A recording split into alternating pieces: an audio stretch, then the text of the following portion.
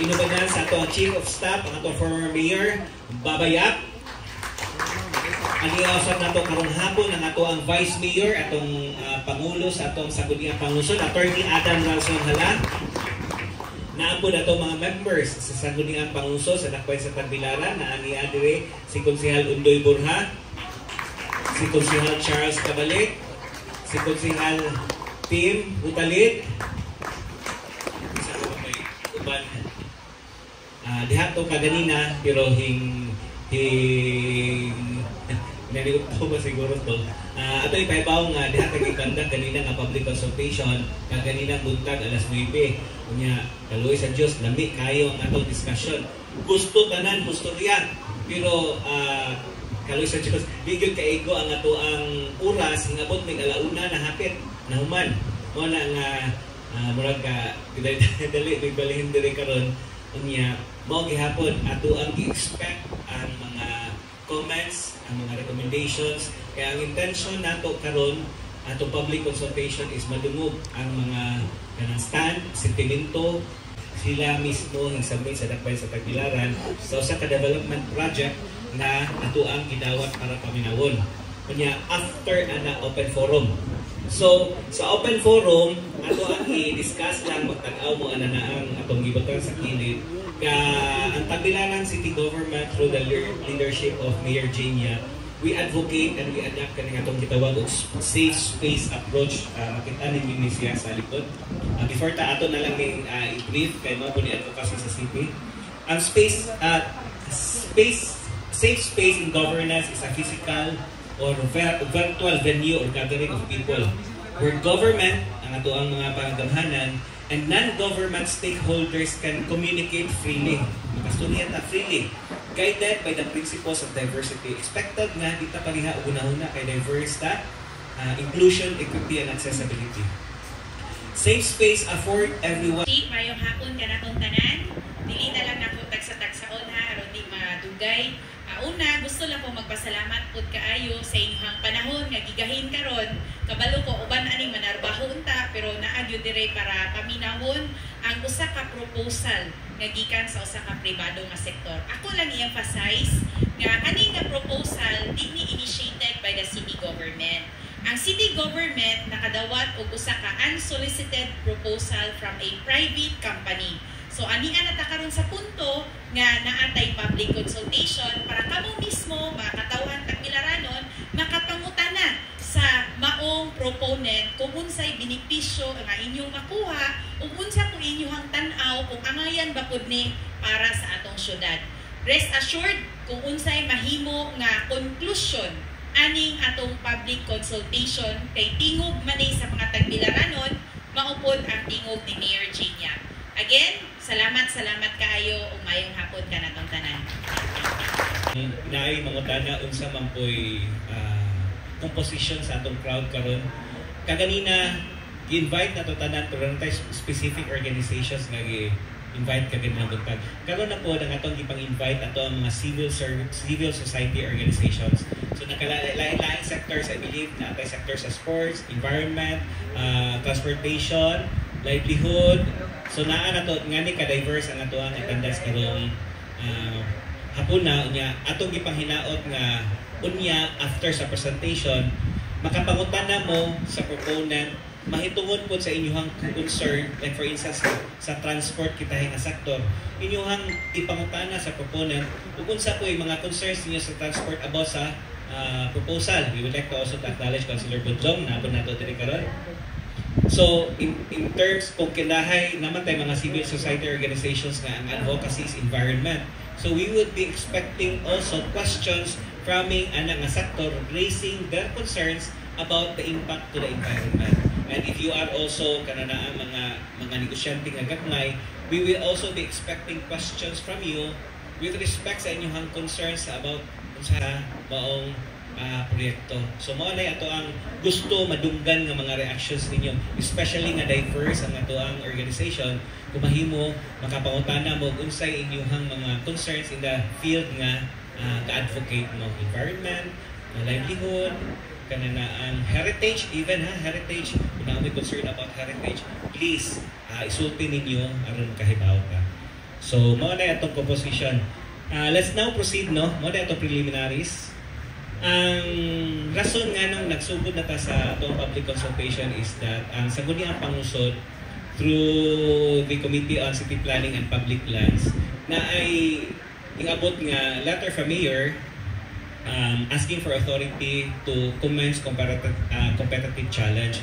So nga hingabot man pud ning letter ni Mayor. Mo ni atong March 31 ang dakpay sa Tagbilaran naka-receive og unsolicited proposal by the Tagbilaran Waterfront Development Corporation for the Tagbilaran City Waterfront Development Project with an assumed cost of the three major components of the project, which are the pre-investment cost, the cost of reclamation, and the cost of infrastructure, and an estimated project cost of around 12 billion pesos, involving a total of 153 hectares of waterfront development along the coastal barangays of Mansasa, Poblasyon 1, Poblasyon 2, Bugon, Buoy, Talukto.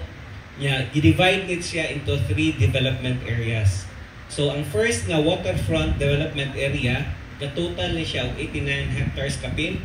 Ang location ani is sa foreshore area sa Barangay Buoy and portion of Barangay Talukto. Ang second nga 11.677 hectares ang gidak-on, naa ni siya mahimutang sa foreshore of Barangay Poblasyon 2, diri napita.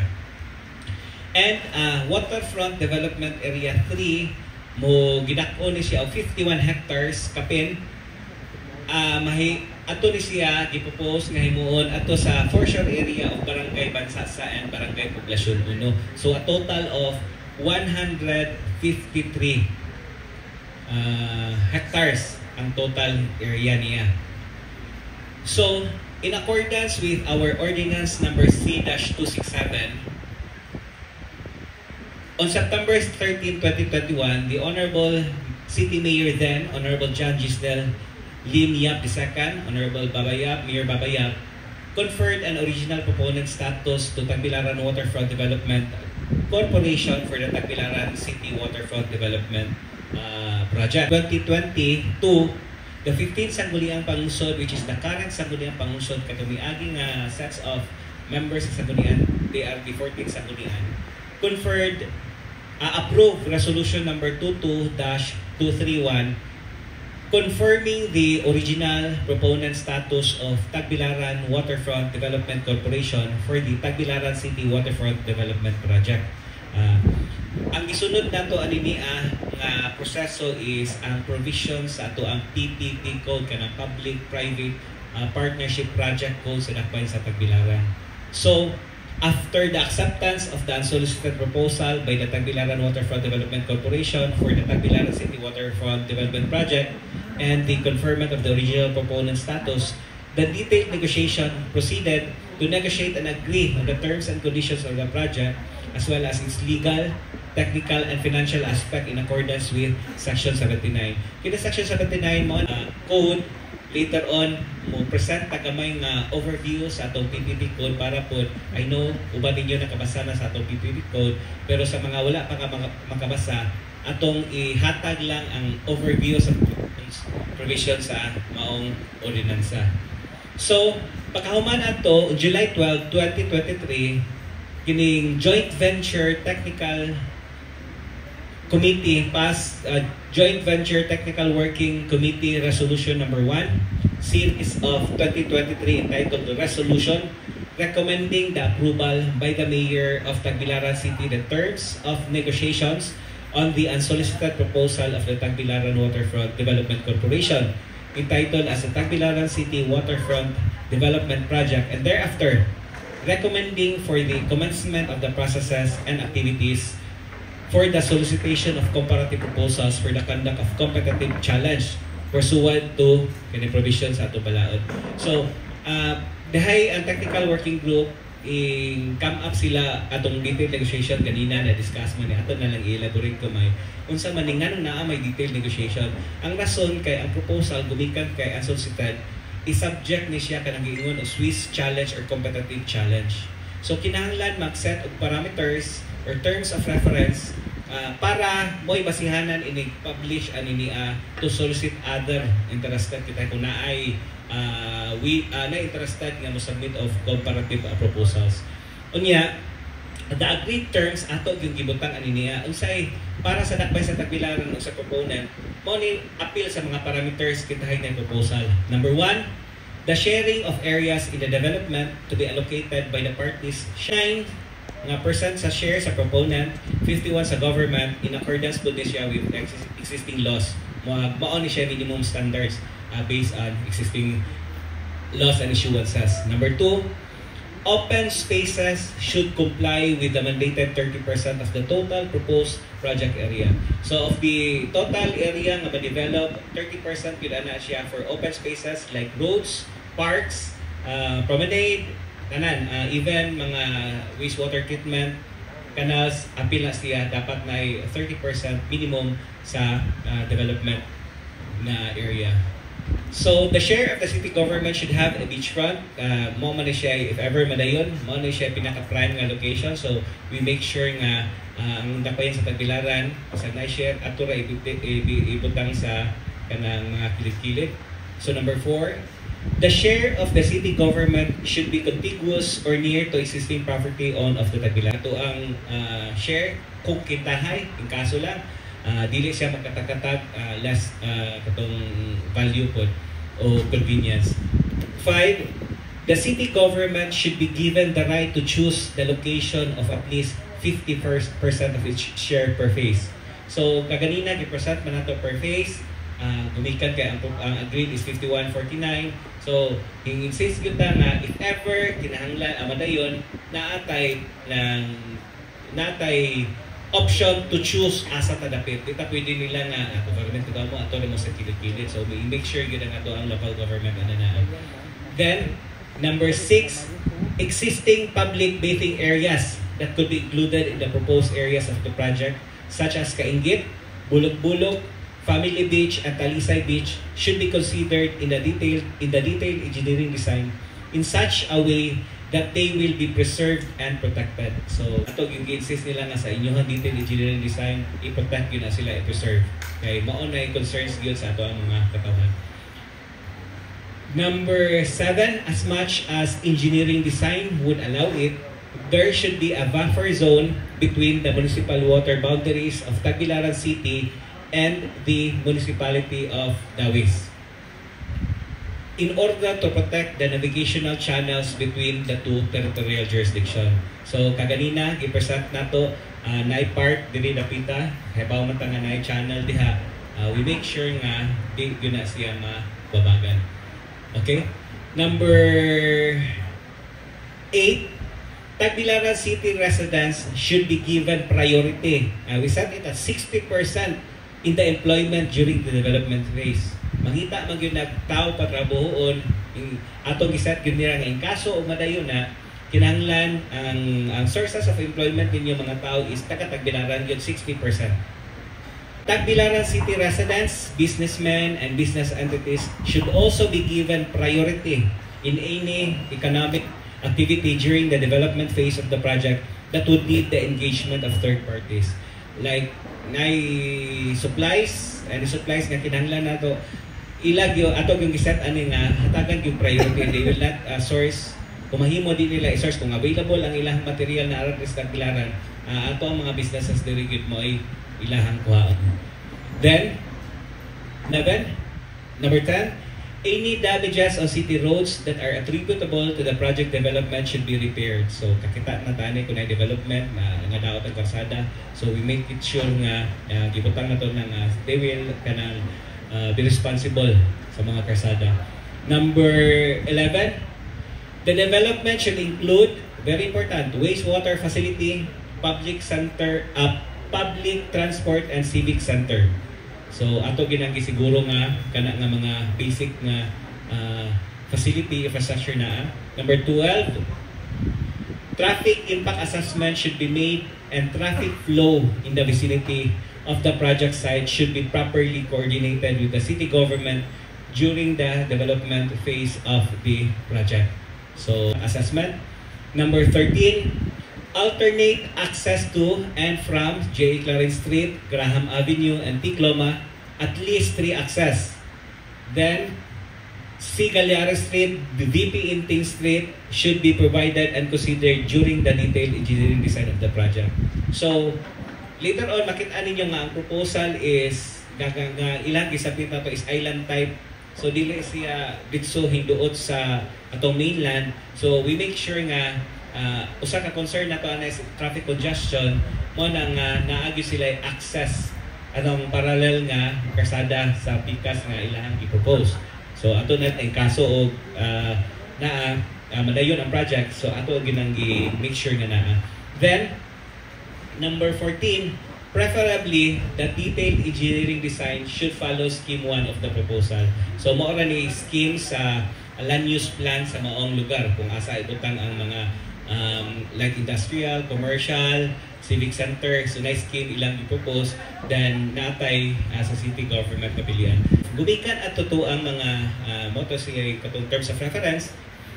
The Honorable City Mayor Jane Censoria Siap, in the letter dated July 14, 2023, is humbly and respectfully requesting the honorable members of the 15th Sangguniang Pangungsod of the City of Tagbilaran and authority to commence the solicitation of comparative proposal for the conduct of comparative challenge of the unsolicited proposal of the proposed waterfront development project of Tagbilaran Waterfront Development Corporation.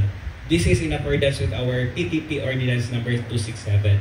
Mo ni nga na-refer ni sa Sangguniang Pangungsod, madingamo nga ako magkanunay pitubag, gingnan ko ganina nga ako kunoy ahinte sa waterfront dili. Sa atong process sa atong Sangguniang Pangungsod, if naay referral, naatay daghang committee sa atong Sangguniang Pangungsod. So kung asa ang referral matunong, ato na siya i-refer sa committee. Then incidentally, ako mo'y chairman sa Committee on City Planning and Public Lands.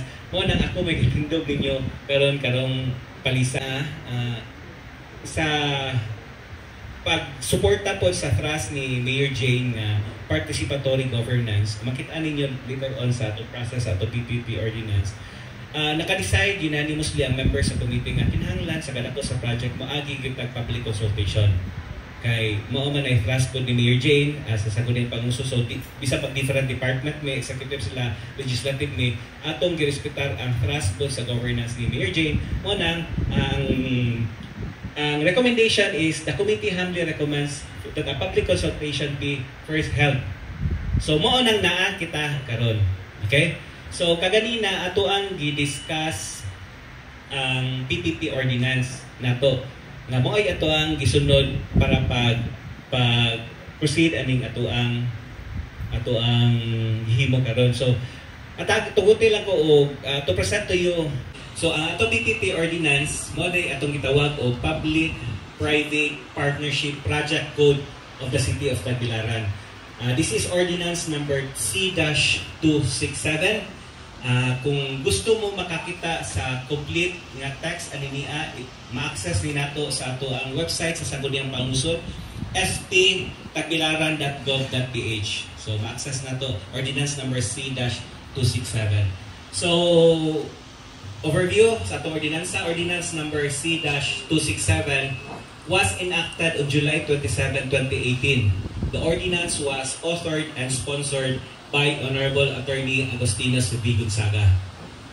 Ordinance number C-267 was in consonance with Memorandum Circular number 216-120 issued by the Department of Interior and Local Government with the purpose of, among others, developing, creating, and strengthening the partnership, promoting the general welfare, and providing better quality of life of the people. Section 5.3 of DILG Memorandum Circular number 2016-120, which provision is also reflected in our PPP code, suggests a number of local government code PPP modalities.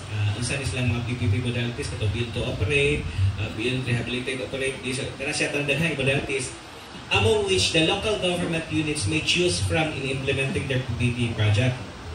So based on the feedback that the DILG and the PPP Center, it's a national agency helping LGUs and even national government sa mga implementation sa PPP projects, receive feedbacks from LGUs since the issuance of the LGU Memorandum Circular number 2016-21.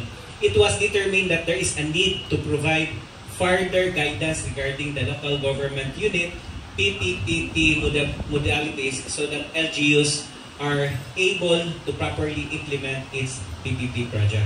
19, the DILG and the PPP Center, or the Public-Private Partnership Center, issued Joint Memorandum Circular number 2019-01 entitled Supplemental Guidelines for the implementation of public-private partnership for the People Initiative, so that in accordance with the Joint Memorandum Circular, as well as the issued by the DILG and PPP Center, on October 25, 2022, the 15th Sangguniang Panglungsod of the City of Tagbilaran enacted Ordinance Number C-341 amending certain provisions of the PPP Code and incorporated katong provisions nga gihatag sa jointly by the DILG and the PPP Center. So, under sa atong ordinance ron, what is PPP project? So, as I explained kanina, Public-Private Partnership Project. Kung mga na mag-unsa man, ato ipaklaro, giways ni kaganina, dili lang reclamation ang ma-involve ani nga projects, kundi kang diverse. Kanang kinahanglan kag private sector na partner in the implementation of project. So, pwede ni siya. So, it can be implemented through a joint venture projects. So, mo na siya mga joint venture projects.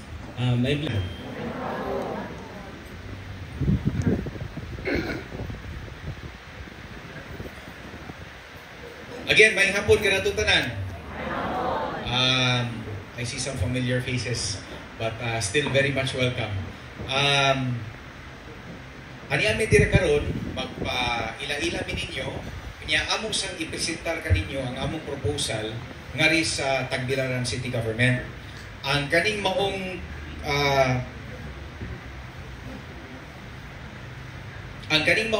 proposal gihimo ni Tagbilaran Waterfront Development Corporation. It's composed of several corporations, no. Usa niya na ang kumpanya nga akong gilangkuban. Daghan ni sa akong mga kauban diri karon. We'd like to present to you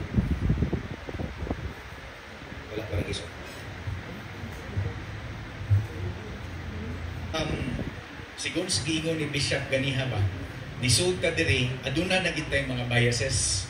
Kamo, kay mao mo sa akong bias, kay proponent bangko. So, hinaot po ang akong hinaot lang, I'm pretty sure Councilor Zamora a while ago already stated that this is a safe space and we can discuss, no? We can discuss the proposal. Kunya, madunggan sa namo kung unsa inyong mga komentaryo o unsa bay inyong mga opinion o sa inyong mga kaligutgot, yango-ngo o unsa ba diha na para amo sang makonsiderar diri sa amo ang proposal. So, kung mutanaw ta sa land develop or reclamation developments, tanaw na to, kani siya, familiar kay ni siya na ganihang kuntaga, kay kini siya, dito man ko kay ganiha, sa Pier 1 man ko. So from 1904 to 1913, adunay land reclamation nga namugna dito sa Cebu. Ang kani nga maong reclamation, gamay ra ni siya. At least, ang capacity sa port to welcome more ships kay puno naman to ang karaan nga port kaniadto. So, gikan sa 1900s hangtod sa 1937 kung diin nakit-an nag-conduct og study, from that time there were several trading companies that located their firms in the city of Cebu. Aduna nga to ang mga dagkong kumpanya, they can be considered multinationals at the time, no? And it opened Cebu to the rest of the world at the same time. Na nakabugna og daghang trabaho ni angat sa og gamay ang kahintang sa mga taga Cebu at the time, no? Now, pag 1960s, kung tag-aon sa dato, dito sa Sigyapon sa Cebu, aduna say laing reclamation. It's 169 hectares at that point in time. Pagkahuman ato, kani siya nga reclamation area, kung atong tan-awon karon, diha nahimutan ang Cebu International Port, ang SM City Cebu, o other mga dagkong mga developments in the area. Now, kaning dekada 80, 1990s, until the early 2000, this expanded the capacity of sa AMOA to produce and to export even further to the rest of the world. Karon, ang kaning nga mga areas, kung matanaw sad nato ang port, congested na po, aduna na sa ilang reclamation proposal, pero dili nasad sa City of Cebu, nilayo na po ni siya na nasad saya sa konsolasyon karong mga panahon na. Pag sometime in the 90s, aduna pa ilaing reclamation ngadto sa Cebu, pero nanangadto sa Mandawi. Ang kaning Mandawi dito na himutang ang kanang Park Mall, kung asa ang Bay Hotel, ang Cebu International Convention Center, o uban pa. 7 until 2000, mao ni pinaka-latest reclamation ngadto sa Cebu. It consists of 300 hectares reclamation. Karon dito na nahimutang ang SM Seaside o gana sa bag-o nga to karon ang New Star Resorts and hotels ditong napitan. Now, if you notice, ang reclamation maka-add og space kung asa makatrabaho ang mga tao. It adds also pride of place. Kay if you come to think about it, dito man nahimutang ang Sisilex food, ikonektar na ngadto, inig-sold na nimo dito diretso sa school, makakita na dito no, dito sa bridge, kanang bagong nga bridge, adunay dakong cross. Nganong duna man ay siya dakong cross? Because that gives us pride of place, because it reminds us that Christianity started there in 1521 and it was opened on 2021 as well. Now, our proposal, balik na din ang Cebu, ang Bohol parehas sa Cebu. Layo ra gid kay tanan. That's what I'm trying to say. No? I acknowledge that, but our proposal is for a reclamation here in Tagbilaran. Now, I noticed coming here, traffic na gamay. So, makita nato nga nagkaanam na tagkabaga diri sa atong syudad. And it needs, sa ako lang nakitaan ha, again, we are all coming here with our own biases. We can discuss about that later on. Pero nagkaanam na tagkahuot gamay. Na siya kahuot gamay. So, what we envision is that the Tagbilaran City Waterfront Development is a fully integrated land reclamation and development project unsa may pasabot aning fully integrated land reclamation and development project. Kung adto ta sa pananglitan PGC sa Taguig, so naangadto ang mga opisina, munaog ka, mulakaw ka 10 minutes, musaka ka sa imong puloy-anan. Kung di ka ganahan mo, stay nga sa puloy-anan, munaog sad ka, mukaon kas gawas, or kung dili gali magpa-check up kas doktor, pero ting duula, places of worship, places of medical facilities, basic amenities, access to public transportation are also within reach, within easy reach. It's a walkable, pwede manday ka makabisikleta dihang dapita, di ka mahadlok, ano man, aduna may mga bike lanes, maglakaw ka, di ka mahadlok na maigo, kay naa may pedestrian lanes. Kung ganahan ka mulabang, aduna siya yung mga traffic lights na sakto o tarong kaayo. And it's a fully integrated, meaning it's a smart city at the same time. So that's what we mean of a fully integrated land reclamation and development project. Now, mauni siya ang among proposal. Hinaw-paunta, makakita mo dito sa Loyo, akong i-invite ang inyong attention din. This is one of the main misconceptions is usad ni siya katibuok landmass, dili na siya tinuod. Ang ikaduha, kaning landmass na perting dakua, attached di siya sa mainland, dili sa na siya ang tinuod man na attached kay naa may bridges, pero dili siya dikit. Okay, dili siya dikit, aduna siya kanang kuan ba, kanang gintang, naa bali distansya gikan sa mainland hantod diri sa atuang reclamation. So it's a total of 153 hectares. Kung makita nato sa screen, ang naa diri sa tunga is ang Tagbilaran Port. Makakita rata? Kita rata? Tunga aduna ang Tagbilaran Port. That's the first phase is composed of 89 hectares. Then area 2 is composed of 11 hectares and area 3 is composed of 51 hectares. Padayon ko ha. Okay. So mauni kini diri dapita makita nato kung unsay mga barangays nga affected. Sa Waterfront Development Area 1 composed of 89 nagalangkog og 89 hectares. This is located in the offshore areas of Barangay Bugoy and a portion of Talutok. Okay? Sa Development Area 2 which is composed of 11 hectares, it's at the foreshore and offshore areas of Poblacion 2. Sa Development 3, Area 3, it's 51 hectares. It's at the foreshore and offshore areas of Barangay Mansasa and Poblacion 1. Now, nganong nag-propose man ta og sa akong gisulti ganiha, nagkaanam na sa tagkahuot diring dapita. Unya ang atong yuta, di man na siya mudako. Pero ang kung kabantay mo tan-awa ang record sa inyong City Hall, ang inyong negosyo nagkaanam sa og ka daghan, nagkaanam sa siya ka-increase, demanding, showing that there's a demand for space, no? That's one. Kung ato sang namatikdan, daghan sa kay tag-turista diri sa Bohol, no? I've said this a while ago and I will say it again. I've been to Bohol so many times I could not count anymore. I've been here since 1993. Inaana kadugay.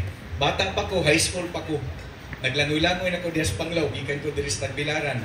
Ang akong mahinumduman, balik sa Bohol, balik og sigon tinuod man gyud. Mag-manage for maning kamon ta nga manage na to. Please raise your hands lang ato i-recognize niya. Ang atong himuon nga sequence is raise ka is either na kay reaction, na kay pangutana, then we will allow the proponent or officers sa ato officials sa ato sa Tagbilaran to respond. Then, kung naamoy additional questions, then pwede mo hatag mo or limit lang nato to give others a chance. Then, kung wala na yung mga tanang, gusto pa kang na-ipobound na other questions, mubalik na ninyo. Ato lang i-accommodate na lang, sir. Ngayong hapon. O niya, sir. Kanina na i-question ta, i-record pa kung na itong proceedings. Ato ang ipahibaw sa tanan nga, na-record ta. Kunya, for the purpose of recording, palihog, before mo gusto niya, isulti lang ang inyong pangalan para dili mablisod ang atuang mga record sa pag-transcribe ng kinsa ng istorya. Before mo istorya, malihog lang sulti yung pangalan. Sir, ayong hapon. Okay, sir. Ako si Engineer Dimisio Minagaw. Okay. Pagkakuha na Cortes o... Kalihog, idol ka na microphone sa rang. Okay, salamat. Para mo magtrabaho sa Manila. Ang experience na ko, alang sa Asiana City, kami ang kumpanya niya reclaim. Ako ang Vice President for Construction. At ibalo siguro sila nasa Asiana City, tapat sa luwa. Nahumanan na muna tanang karon. Maunang naalan ko pagkutana kay ang problema ng karon nasa ng luwa. Ang ilang ilibisyon, mutana lang mga asa mang pag-ibasi ang television ninyo sa pan. Okay. Sa maximum television, asa mag-ibasi. Okay. From the proponent, pwede na tumatubag ang question ni Engineer. Mayong hapon, matong tanan. Ako si Michael Caniete. Ako ang technical representative sa Waterfront Development Corporation. Sir, ang minimum gipangayo sa PRA is 4 meters from Min Lolo water. 4 meters from Min Lolo. Min Lolo, pero di pa na siya depende na later on sa ato ang coastal modeling.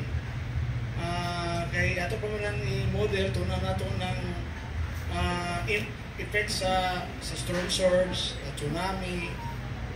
So, ang mo-dictate later on, kung sa final elevation, is ka na atong mga studies, paghimuon ng tawag na itong coastal studies. But as PRA's requirement is concerned, 4 meters ang minimum Sa Minlolo. sa Mindoro. O pero dito mo salik na kay ako experience ko nakuha na ko ng among ba. Minlolo among Minlolo ni yung pagbaha ni Manila. Nabaha pa yung muwa. Diba ba? Sa Minlolo akong isa tulog ang Mitros. Ila karang sa Solir banda karon. Ila pag yun ang reset pa immediate sa pilit. Molokay siya. Molokay siya. Molokay siya. City of Manila, Dreams. Pasay. Ako ng area. Ikulo ko na. Napo katuwid ko siya. Ako ang gadikilim na mo na. Natimingan ko na ako dire. Bisita ko ang lagi. Ang ko dire. Ikatin lang ko dire. Kung ganyan problema. Sir, Mga problema nga. Kung di nato madipain maayo ang elevation. Sigurado ka problema. yes sir, noted sir. Maka-problema pag yun ang mga mupalit sa yuta diha. Yes. Gastos pa doon sila. O para ng solero. May solero kay Bartahan. Kita sa kanila pag na 5 meters siguro na ko. Kita sa Mindoro, kita saan pa ng trace. Pero kita saan pa nila sa. Yes, Kaya sir. na ito. May maurap ka ng mga ubang structure. Dali naman na itrabahoon. Opening drainage. Drainage. Kanang drainage. Kaya kanang sa Pasay. Sa Branyake. Dogen, drainage. Upat na po drainage. Parang magtapon lang dito. Tumungin mo ang makala. Okay, ma'am. Sige, ma'am. Okay, pero may barong ko kay Tempe ka di Ikander.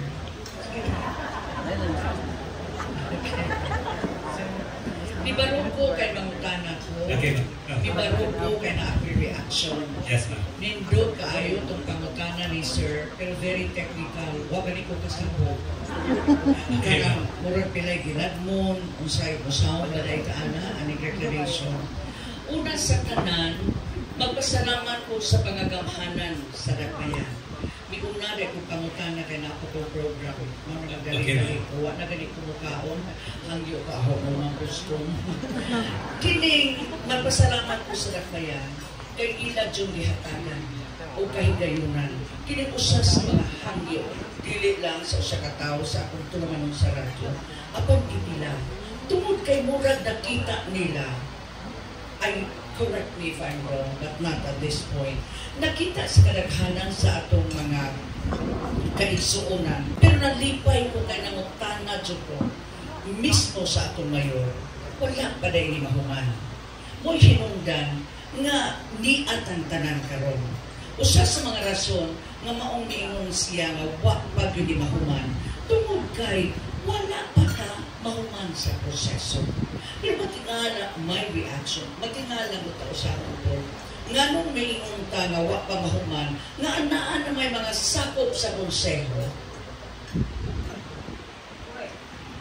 Nga mo ingon, nga daghan ka ang makuha ng mga trabaho.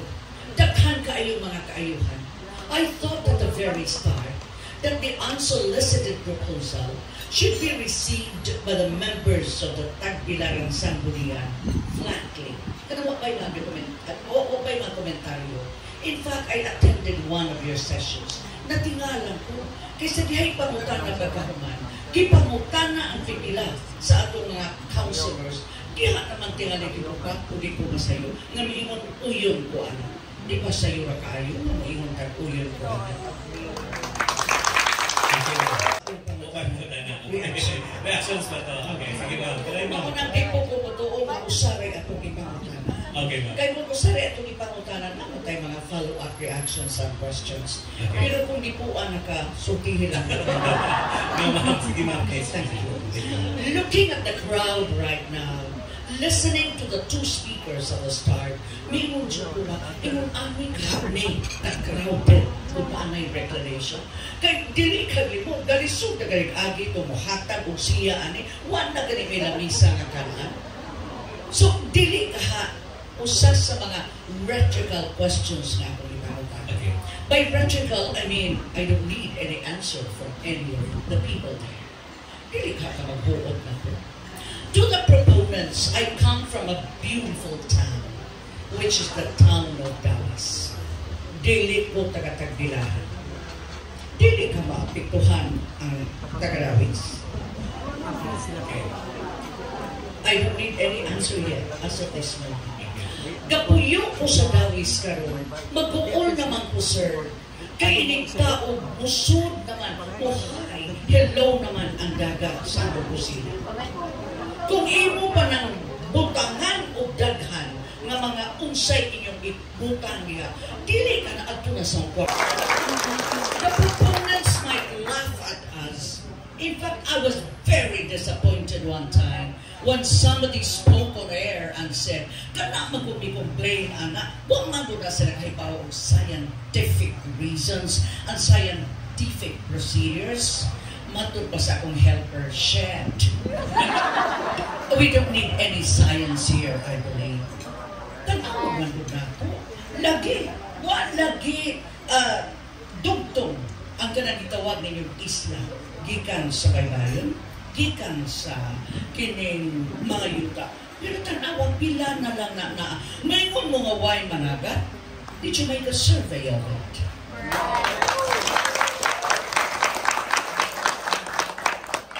Uyon ko kaayo sa pang-agi sa atong mayon. May kampanya yung niya, panahon sa pinilihan. Huwag ni magpasabot, nga tanan akong ipanulti karon will be against the mayor. I hope political leanings will not be taken into consideration at this time. Palihin ko. Thank you. Napa sir, wak pa. Sige. Natinga ko sa nihatag o pagkipulong ganiha. Kanunay yun mo itandi. Ang Singapore, Hong Kong, Mugamgohol, sir, bisan man tulog dili ko dako kaayo di ko kukubre. No, nakaadto ko ba ng mga lugar very much different from our place. My goodness, very incomparable. Sir, nahisbog ka o Mandawi, nanindot ang Mandawi. Nahibaw ka ba, sir? Matapuan o gamay sa Mandawi. Ang akong anak mo tawag na ako kay naa na magpuyo. I'm sorry, we were told not to shout. Naa na magpuyo sa Mango Green Village sa Mandawi. Looy kaayo, kanunay baha. And I was there. I am a living witness to that particular moment. Now, with a small trickle of rain, sa magkus ka ba ang pagkakay, that is neutral.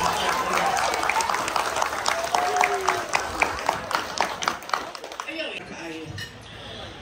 Sir, kung nakadungog ka sa nahitabo dito sa Mindanao, Pagrino, maninggit ang mga tao, Diyos, Ginoo kung panuol ka. Napaka may panahong isinggit ang nasa. O inyong tabunan ka ng nindot ka yung tubig. Did you believe? Ako, sir, I don't have anything against this one.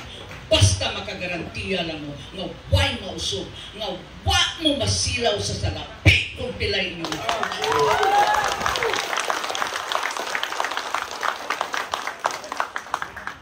At this point, yes, at this point, I would like to challenge the proponents. If you have any questions, ask me now.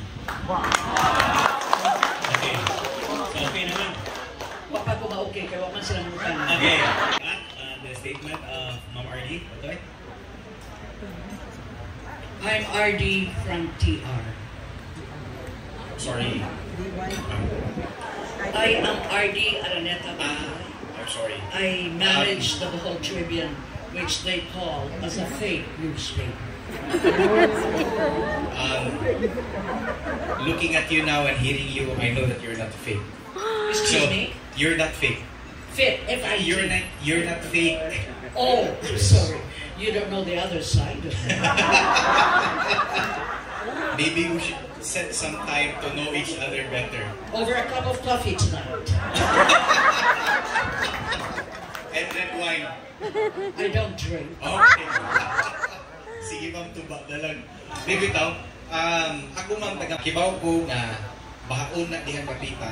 Adili ang kaning Mandani Bay ha. Pero Kibaw ko nga ang Mango Green dihan kapita, bahaon na siya. Yes. But then again, that is a result of irresponsible development. And I'd like to use that word kung I would like to use that as basis for our proposal. So I will tell my son about it to tell the mayor of the irresponsible kind of government that he is doing. he was my former boss. Oh, it doesn't matter. Yeah, Whether yeah, he I was know. your boss or I my know, I friend now, it doesn't I matter. know. Really, I worked with the city government for about 6 years in Mandaue. In fact, I was the city administrator then. You could blame me. We've done the drainage impact for that particular area. Rolling Hills. Yes, Rolling Hills. But that area is not. Nga dugangan pa mag-reclamation. Ang inyong reclamation na, nagkadugan ng Diyos bahas Mandaue ba? Huwag man mo pahatag ang solusyon. That's actually, Actually, respectfully, as a matter of fact. if you let me answer, that area is a creek. Kunya, gitabunan na siya sa mga dagkong establishmento dito sa unahan. O ang kanang daan mismo, creek unta na siya. Pag 1960s, nabanlas na siya diha. Kay dagpuso kay Juan. Ang rivers, na mag-hiskot sa kong simbuhan ni Ma'am. Pero I know. That's why ang ako pasigon na ganiha, ang Bohol o ang Mandaue o ang Cebu o ang Hong Kong o ang Singapore o ang Taguig o ang BGC, lahi ra gyud kaayo. I acknowledge that from the get-go. So that. So again, I'd like to go back. It's irresponsible development. In fact, 1970s, nabanlas na siya diha ang daan ana. Kay tungod kusog kay bunok sa uwan, ang creeks mango diha sa Amua. Kay di man muna siya register sa Namuya ang kanang mga creeks. So ini ka dry season ang kanang creeks diha. I'm sorry, moderator. My challenge a while ago is for any of the proponents to ask me a question, not to give me another speech. So I hope you don't mind. yes. It's okay. No, because there are times, in fact, ang una dyan akong pangutana unta, sir, if you don't mind, and I hope you don't mind, unsa man ang mga punto na angay na mong tulion sa atong public hearing karon, kanunay ka mangutana kaganiha, sir, makita ba mo? Maka-witness, Mr. Alvin, kanunay pa kung tumadili, layo ra kaayo. Layo ra ng yung area. This is a very beautiful place, but this is not the ideal place for a public hearing such as this. We cannot even hear, we cannot even see the small fonts that you are having right there. Pero that is beside the matter. Ang ako lang, unsa man ang mga key points na angay dyan ang tanawon karon. Aron ta, muglantod o muugmad sa atong public hearing. Basically, the question is, why in Tagbilaran?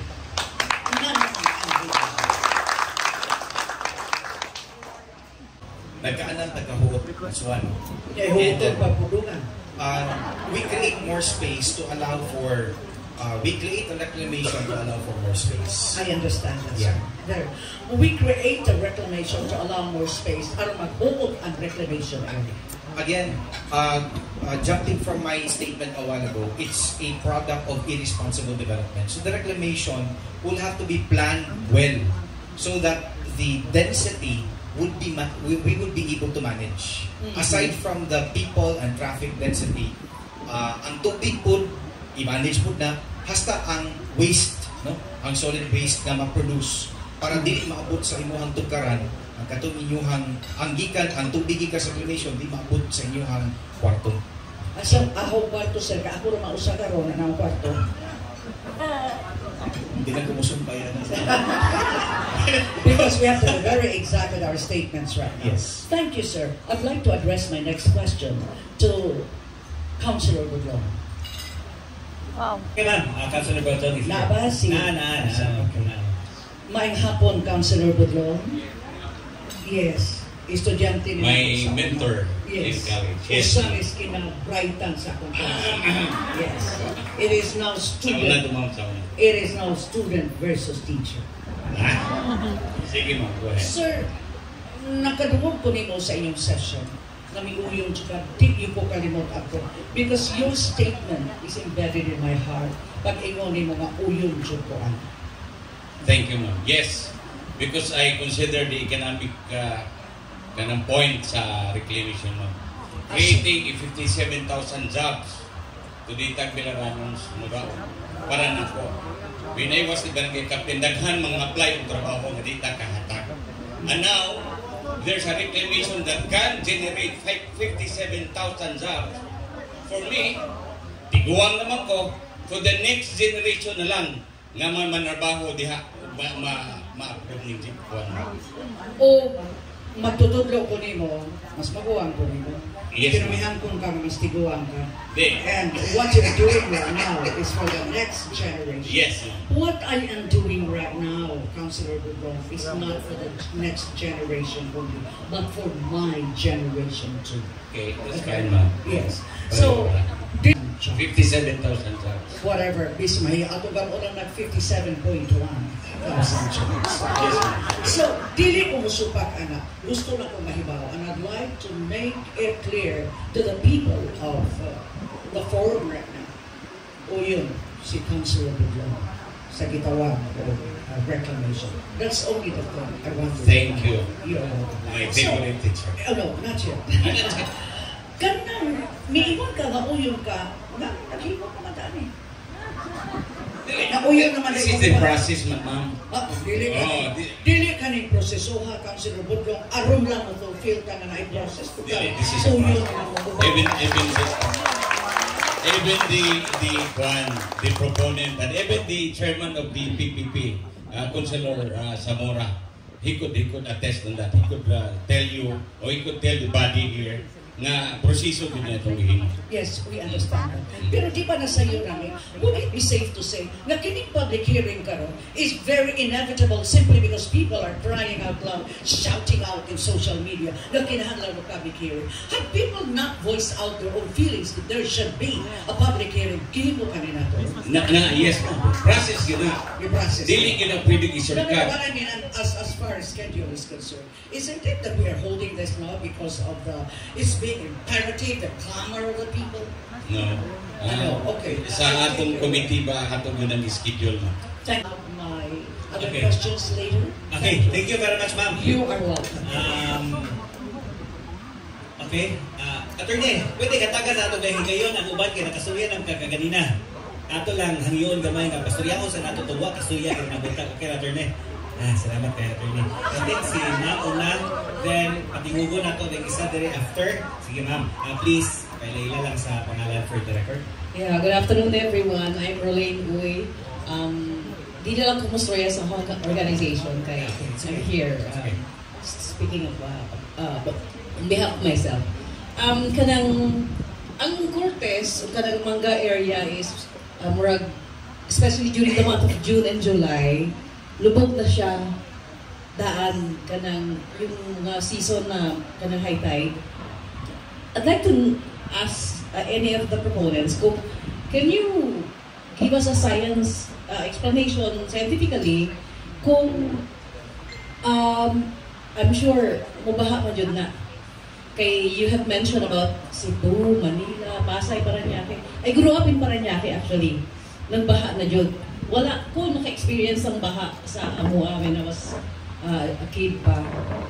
Pero nang nag-start in 1977 ang mga reclamation, nakahilak ni makitaan yung green nawa yung dagat nawa maghinas mi sa una nawala tanan, doesn't matter. Pero sana kanang kanang may science unta ba or may technology na malikayan ang baha kay sigurado ko isang unsaon ninyo mabalik yung tubig syempre kay itambak ka man yuta mangita mo ng tubig kung asa siya dapit mo lusot, di ba? Normal na siya. So, kung Okay. Ma'am, may hapon. Sorry. Again, Michael Cañete, ma'am. I'm technical consultant for the project. Comparison, first I want to compare how the reclamation projects were designed and undertaken sa una as compared to the road. Sa una, under the Philippine State Authority, yung body was reclaimed without proper studies. Reclamation sa Paranaque, Manila, whatsoever, they were attached to the mainland. Karoon ng sa bagong age of information, computers, everything, the Philippine Reclamation Authority, in the environment resources,